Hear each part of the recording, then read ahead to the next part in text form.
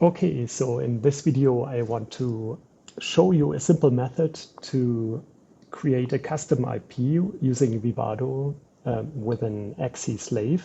The problem is that Vivado has actually like a wizard, which is supposed to do exactly that, but the code that is generated this way does not work for my card, which is a pynq C1. And therefore, I want to show you now a short workaround. Everything is based on like a sample code that is on my GitHub account. And if you go here, you find this file, myAXIL. So it's an AXI Lite slave IP, and you open that, and in principle, everything you is here with some reference at the top where you find additional code. So, okay, let's get started with Vivado. So first we want to create an IP. I create a project.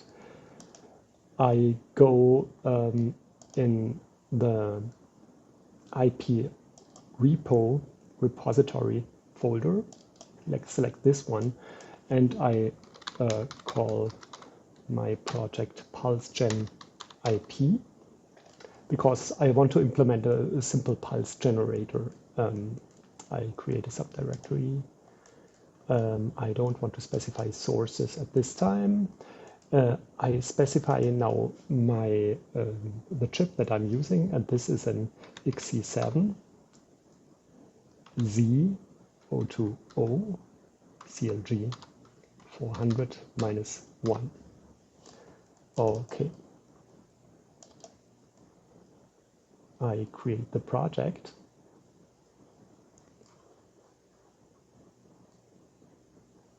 Okay, first thing we want to do is we want to create a design source. This should be like a Verilog file, and I call that pulse_gen IP. I create it and finish.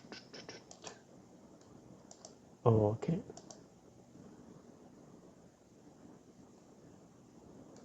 That file should now show up here at the design sources. And here is already some predefined code, which I don't need. So I go now onto my GitHub site and just copy the whole code of that file and paste it into the GitHub file, and I save it. So that essentially contains one module. I can also give it a more reasonable name. I just call it pulse_gen IP. So that module contains all the kind of like inputs and outputs that are required for the AXI Lite interface, and all these variables are then given to another module that is called here, which presently is not found here in the sources.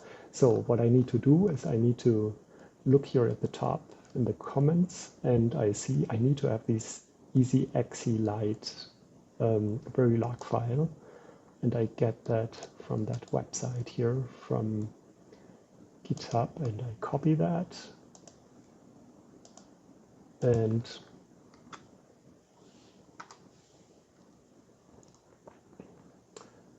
I see the file here. This is from another user, which is called zip CPU, and I copy that file, and I create now a new source file where I want to copy that that file into. I create a file, I call that easy AXI Lite, and I finish.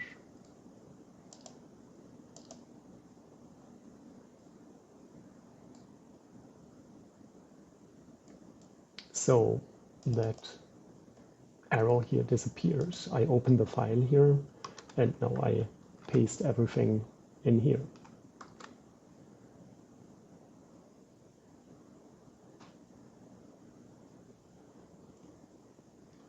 So what this file essentially is doing, it's taking all the inputs from the AXI port and is writing some registers.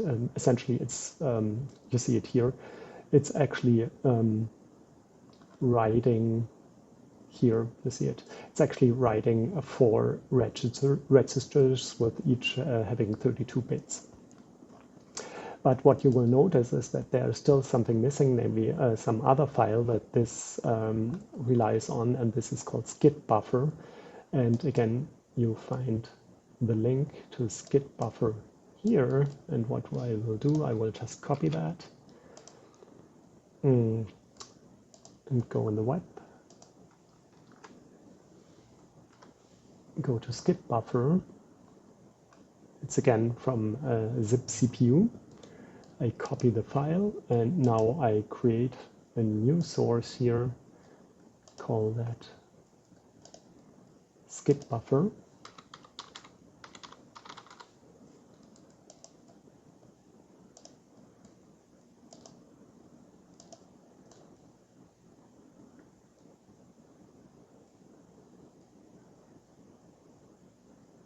I open it, and I copy all the content that I paste all the content that I just copied from the internet, from GitHub here in this file, and I save it.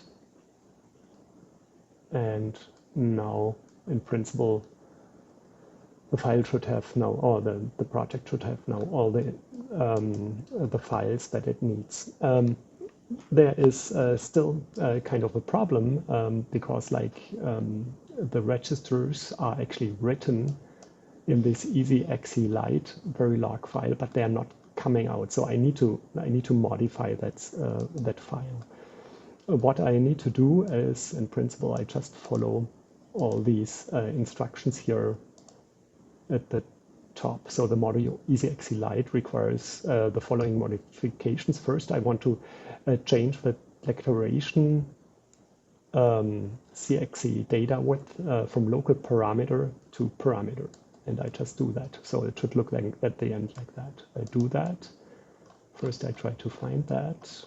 It's somewhere here at the top. You see here's a local parameter CXC data width. I just change that to parameter.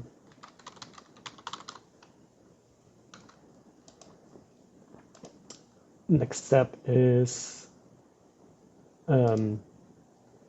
I need to add the following output ports to the easy AXI Lite module. I copy those. In principle, I want to have access to the registers that are written in this file in my top file, which is PulseGen IP. All right, so I just add these output ports. I can just do that in this line here.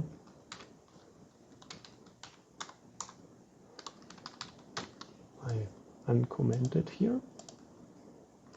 Okay, I need to take care that there's a comma here, because otherwise there will be a syntactical error. Okay. Of course, I need also to assign values actually to the new output ports, and I can just do that here. I copy that part, and I can copy it somewhere in that easy AXI Lite. I do that here just after these declarations.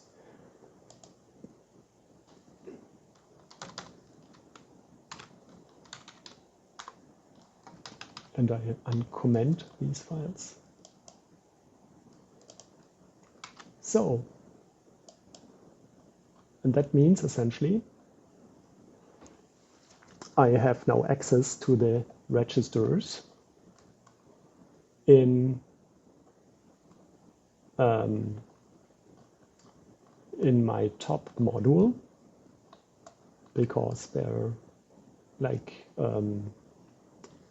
transferred here, essentially, or the access is given here, and they're called my R not Maya 1, Maya 2, Maya 3. I can give them also like more reasonable names in a moment.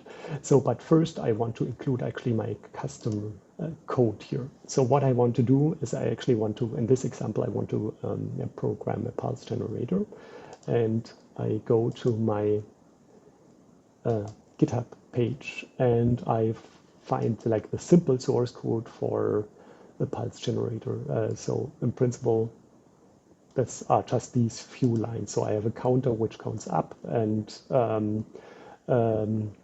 for a certain period, and it gives an output pulse if the counter is below the width of a pulse. So it's just like I need to give a period and a width, and this will generate an output pulse. Okay, I just need actually this part here of the code. And I copy it and paste it here. So there are now a lot of errors. First of all, I need to have a clock.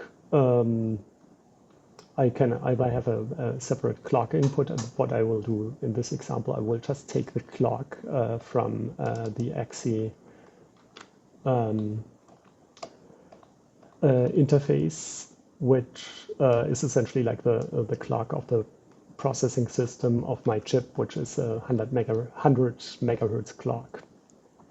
Okay, so the second thing is I need to specify the period and the width, and I want to take these values from the registers, and I just change the names of these registers of the first two. The other two I don't need, so into period and width. And I need to change them here also when I call actually this AXI Lite module. Change this to period and this to width. So that's great. So in principle, like this part here should now work. Now we want to have like an output pulse. So I need to also create an output here, and I do that here at the top of my module. And I create here an output wire and call that pulse. And again, I need to take care that I have here then a comma added, because otherwise it will be a syntactical error. Okay, perfect. So the code is now essentially ready. And what I need to do now is I need to create an IP from that. And for this, I go to Tools. I click Create and Package a new IP. So, and here you have different options. This option I referred to at the beginning, you could in principle create using a wizard, an AXI4 peripheral. This code does not work with my card for some reason, so the card freezes. So what I do now is I package my current project. And I pack it in exactly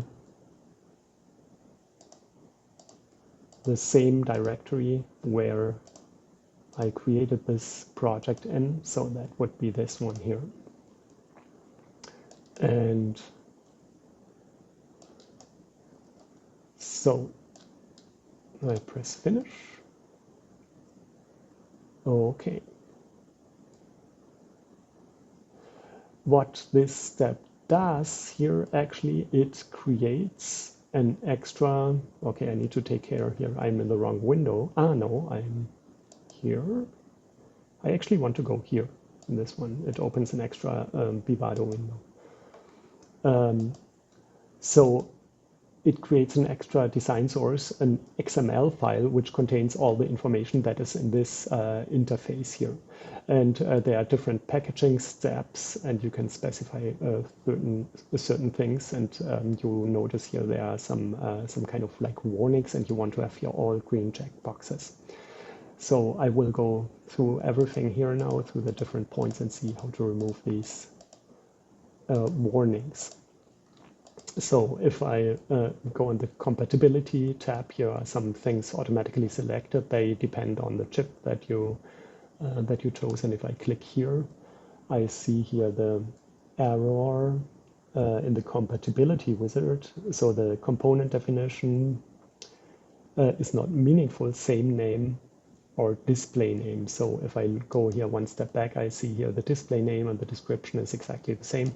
So what I want to do is actually I want to give here a more meaningful name. You can essentially write everything, anything what you want, pulse generator using AXI Lite slave. Okay. If I go now back here, that warning should essentially disappear, and it does. So file groups, see here what is the problem here. IP packager, the product guide file is missing. Okay, that is easy to fix. I just add here a group and I see here product guide and I press OK. In principle, you're supposed to add here like something like a text file with a product guide, but you don't really have to do that. That check mark gets green anyway. So now we go to customization parameters. There is no warning here. The only thing is for this example, I want to make these customization parameters invisible. These are in principle like all the parameters that are specified here at the top of the source file. I don't really want to change them, so I just right click and I say import IP parameters. It takes it then from the file. I don't want to modify the names and I don't want to make them visible later on when I use this IP. I'm not really sure what happens if you change these values later on. It might be that you access the wrong memory or get whatever access violation, I don't know. Okay, now let's go to ports and interfaces. The error here is that the clock interface has no frequency hertz parameters, so we can easily fix that. We go here to the AXI clock, which is our 100 megahertz clock. I double click here and I go to parameters and I see this frequency hertz and I just bring that here to the right side. Press OK. Okay, and now this check mark here looks good. The rest looks green, but there are still some things that I want to add here because we want to actually access these registers from the outside using a register map. So we need to specify the names in the register map and where these registers are located. That means we need to specify the address offset. So I will add a register which I call period. You remember we have like these two parameters, period and width. So I first start with period and I also add a register for the width.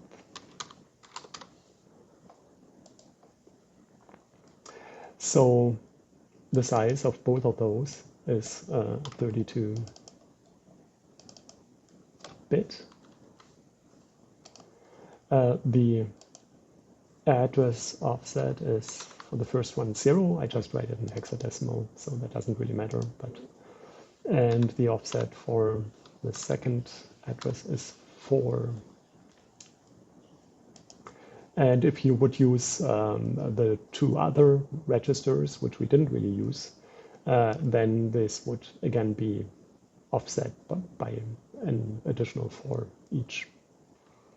Okay, so now we go to the customization of the GUI. So this is like how your IP will look like later on. So these are all these AXI ports, reset and the clock, and here's the output pulse.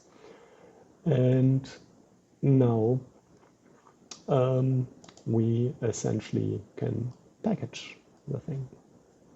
And I will do that. First, we want to go to the package settings, because there's something quite important. We don't want to delete the project after packaging, because then we cannot change it anymore. So make sure that this check mark is not checked here. So we apply that and we say OK, and then we can say package IP. Okay, so we did that successfully. Now we can, in principle, close this part of the project.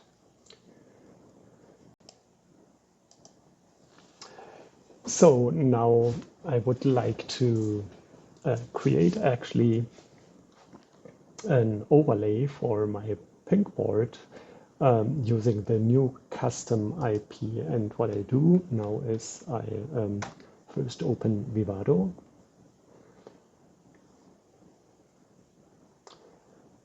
And then, as soon as it starts, I will create a new project.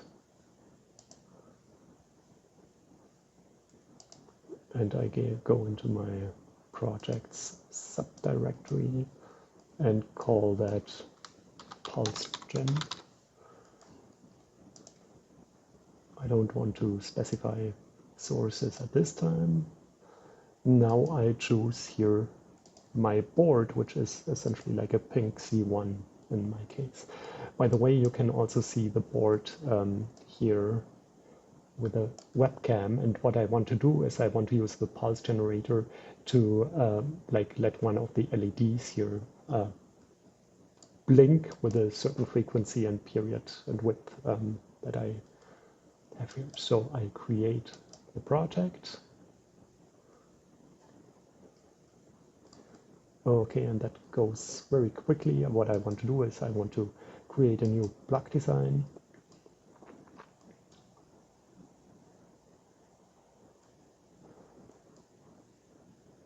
The diagram is here, which is empty yet. I first add my processing system, which is a Sync 7. I run block automation to connect the DDR and make it external in the I/O. Then, in principle, I want to add my custom IP. Before I can actually find my custom IP, I need to tell Vivado where this is actually located. And I go to the settings, IP, repository, and I add my custom IP repository directory, which is in this case here the IP repo. This is exactly the location where we generated the IP. Actually, here's another IP which I created before, but we will be using this one. This one is the one that we created. Okay, I go here. I look for pulse gen, and I use our new custom IP. Oops.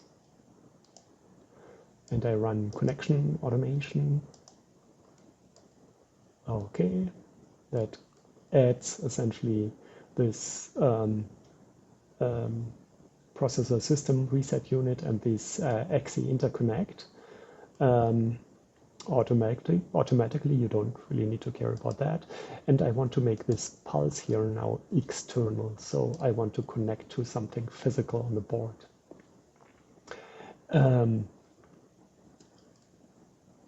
What I also want to do is I want to give this custom IP here a simpler name, because later on, using pynq and Python, I will use the name, and I don't want to have too long names. Okay, perfect. So that's it. Now, in principle, I just need to physically connect this output here to one of the LEDs. And to do that, I first run the synthesis. Oh, I forgot that I actually need to have like a HDL wrapper. So from that block diagram, we need to create actually like a Verilog file, which is done in the next step here. by creating a wrapper. And this wrapper should be the top file that is indicated by these hierarchy here. Okay, and now I should be able to run the synthesis. Okay. While the synthesis runs, I try to find already to where I should connect this physical output here. And I find that on the XTC file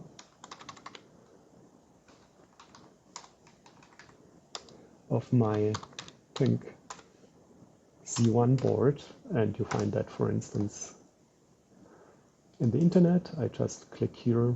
This would be one example. And I want to connect an LED. I want to connect the first LED, or LED port 0, which is this one here. And you see it's called R14, and the I/O standard is LVC MOS 33. So I just keep that in mind. This one is still running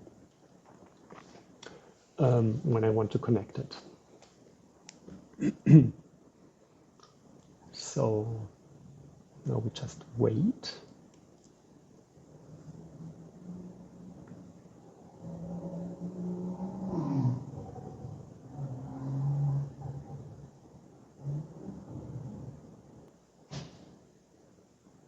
Okay, the synthesis is completed. So I just want to open the synthesized design.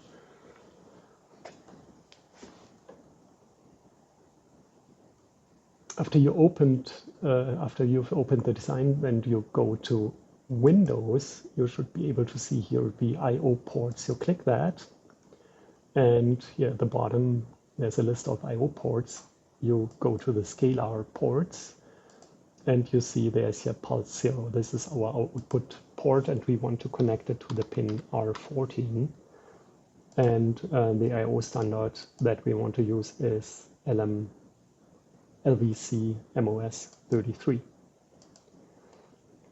Okay, I save this. Now I press Ctrl S, and now I need to provide an XTC file, which I just call pulse_gen.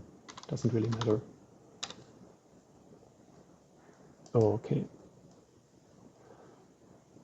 So if I go to sources now, so I should have here in constraints now a new file, this XTC file, and if I click on it, it should give the port name and the I/O standard.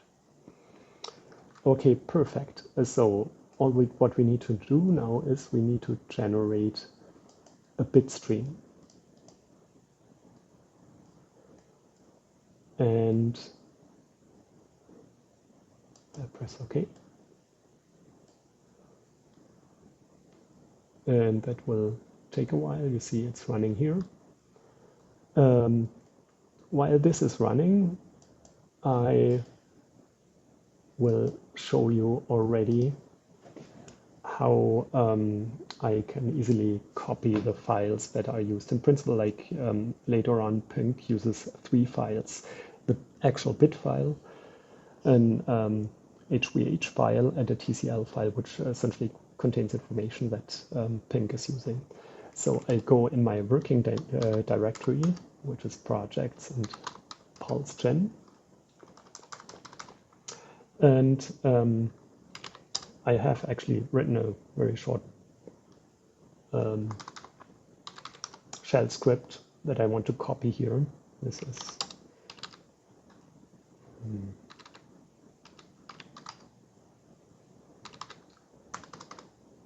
and essentially in this shell script, just like 3 lines, and this will just copy the HVH file, the TCL file, and the bit file, and take care that they all have the same name. In this case, I just simply give them the name design_1.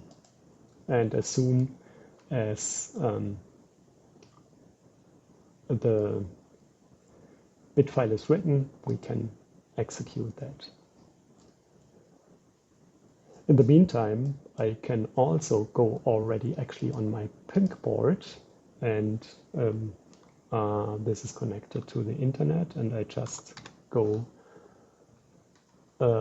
this is like the address. I like to use Jupyter Lab, so I just use here the lab extension, or in the address this lab. And we open the file, or open the Jupyter Lab on the board.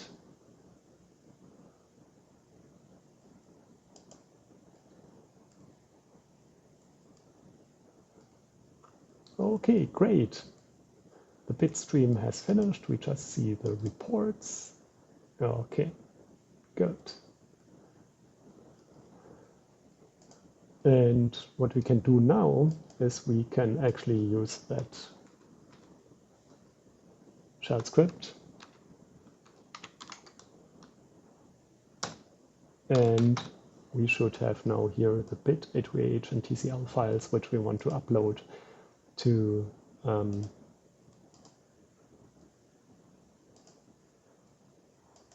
our board. So what I do now is I have here already a directory that is called PulseGen. I just create a new one, which I call PG. Okay. I upload now the files that I just copied. I go to vivado, I go to project, PulseGen, and I have here a bit, HVH, and TCL files. I open them, they show up here. Now I create a notebook, and because now I want to see really what happens on the board, I keep that here in the background, okay? So what I first do is I import from pynq, import overlay.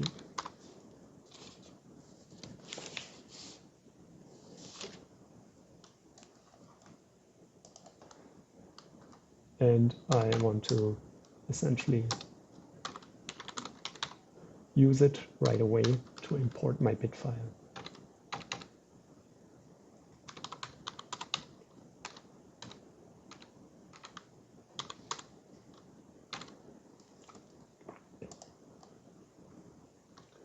Okay, we see what happens. These lights should, in principle, go off. And they did. Okay, now we can see what is actually in our overlay. I just type OL question mark, and what I see is, I have here this PulseGen IP block, which is exactly, if I look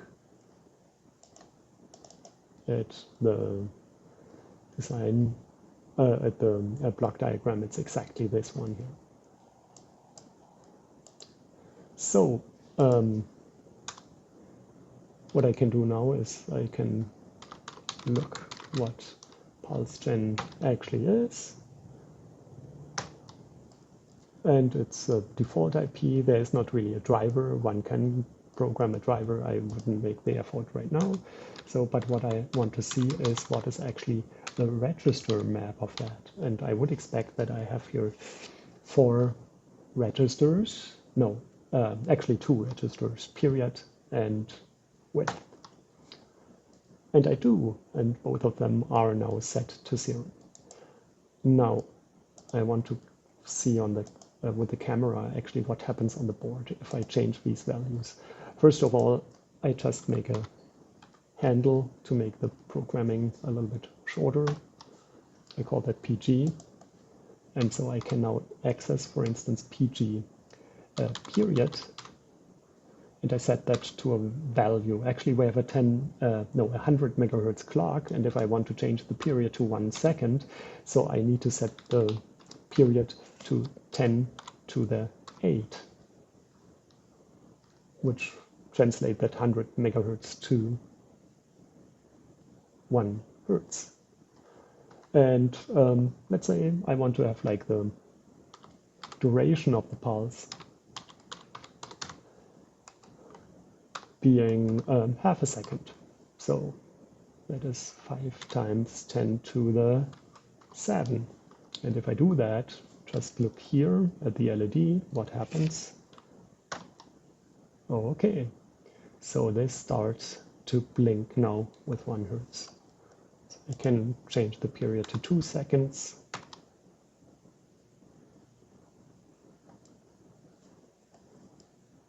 And the duration to 1.5 seconds.